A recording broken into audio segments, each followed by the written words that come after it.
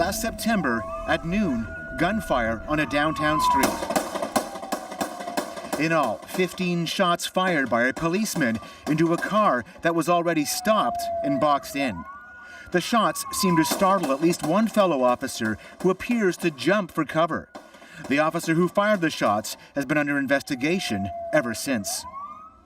Today, Police Association President Mike McCormick told CBC News a decision on what, if any, internal police department charges could follow is expected soon. We anticipate a decision one way or the other, hopefully within the next couple of weeks. It's been, like I said, several months, so a decision is imminent, I'd say.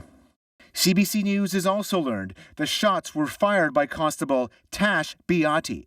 Biati was a reservist in the military. He's pictured here training in Afghanistan with Canadian forces back in 2003.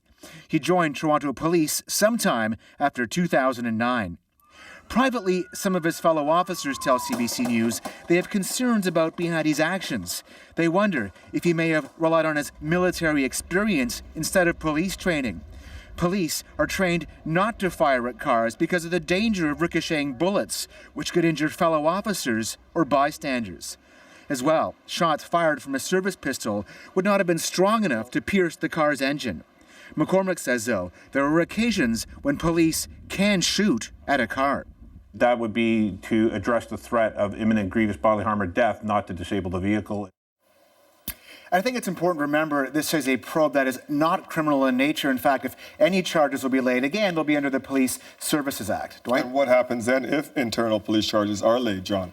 Well, if anything, this officer could be sent back for training. He could lose some pay. In a worst-case scenario, he could actually lose his job. That's unlikely, though. In fact, Mike McCormick tells us that his military experience might actually be a mitigating factor in that he served his country well, and he was relying on experience that may not, in a worst-case scenario, have been police experience, but nonetheless military experience.